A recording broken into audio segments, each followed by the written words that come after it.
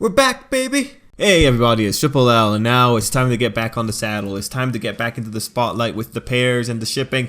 It's time for Pair Spotlight, where we're going to be talking about pairs or pairing ships that pop up in the My Hero Academia fandom, and we're going to talk about why it's happening and just the little things that go into fleshing out the ship. This time we are tackling Tsuyu and Tokoyami. Very requested. We're going to go through it. We're going to talk about it. This video is going to be a bit more freeform. We're going to talk about what they've got going on under the hood.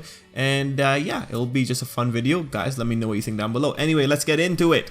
So Tokoyami and Tsuyu, from the bat, we gotta talk. They have a very critical distinction. That being that these two just don't hang out with each other when they have the choice. This is something that separates Tsuyu and Tokoyami from a lot of the other popular pairings, especially Ochiko, Izuku, and Kirishima and Bakugo. This is a pairing that doesn't get the majority of its influence from the fact that the two characters like hanging out with each other. See, they only ever spend time together when the school forces them, and at the very least, this is true for the manga. The anime might have supplemented the two's relationship, and if it did, the anime team might be privy to the author's plan. But so far, just keep it in mind, that same anime team has also thrown Izuku and Tsuyu together and have teased that a little bit. So we do have to be careful when we're jumping to conclusions based on the anime material. So point is, just take it with a grain of salt. I do challenge you, try to find a scene where the two are interacting where it's not because the school ask them to be together for a particular exercise. Find a scene, let me know where it is, and I will eat my words. Truthfully, I don't expect there to be more than 3 scenes. But yeah, when it comes to pointing out a unique distinction to this pairing, it's this. It's that these characters don't hang out unless someone else tells them to. And acknowledging that detail adds a neat little quirk to how these characters get along. And I'll throw you a bone. Like later on in the manga, Tsuyu made the choice to sit next to Tokoyami during lessons, and that was nice. Like that should get you something. But anyway, people still do enjoy this ship, and we have to ask why that happens given what we know from above. Well, it's because one of their moments together was freaking badass. Note, it's just one of the 2 moments that they were forced together by the school, because the first time they were tested together, that event just ended up being lackluster. It was just a throwaway event. Anyway, back to the really cool one. What made it really cool? Well, you threw in a couple of votes of confidence, you had cute dialogue, you had funny interactions, and you also had a victory that came directly out of teamwork, and you've pretty much greased the wheels for the shippers. Without a doubt, Tokoyami and Tsuyu's joint venture against ectoplasm is a large part of what made this ship feel more legitimate. Especially when you consider that when people see characters struggle together and succeed, that can serve as a confirmation that this pair can beat the odds, so to say. Still, it's funny to think that Mineta still has a distinction over Tokoyami when it comes to interacting with Tsuyu. Okay, well,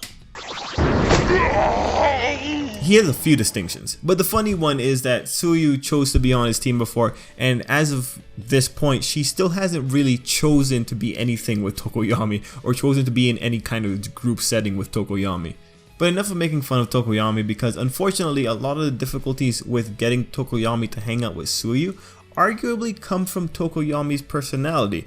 Tokoyami is more or less a loner. Add on top of that with his generally cool and distant personality that he tries to put on, the character is a bit awkward to handle as opposed to the other suitors for Tsuyu like Izuku, who is the main character and can be approached by anyone, and God forbid Mineta, the incarnation of lust that will approach anything lacking a Y chromosome. On another note, Tokoyami tends to hang out more with the boys. He seems to be a character that is more comfortable with guy friends, although that's just an observation from a few panels and not really conclusive enough, but it's something worth keeping in mind.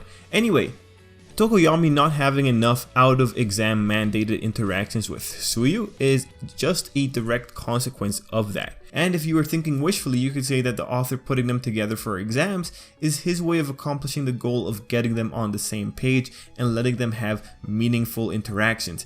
In which case, yeah, fight for your ship. Along that line, their first interaction that they were forced together in, way back when at the beginning of the series, that was also random draw. When you think about it that way, you could definitely say the author's machinations might have gotten involved there, since there isn't really any random chance in Hero Academia. It's all what the author decides to do. You could definitely interpret that one as being the author's will in putting the characters together. And there is also value that other adults see the pair as something that could work out when it comes to working together. But Tokoyami's lonerish characteristics do seem to give the shippers a lot more to work with, since it's very easy to give the pair the scenario of Tsuyu reaching out to help Tokoyami, and that does reflect their canon dynamic. As we know from chapter 66, Recovery Girl saw Tsuyu as being the one responsible for supporting Tokoyami so that his weakness can't be exploited too much.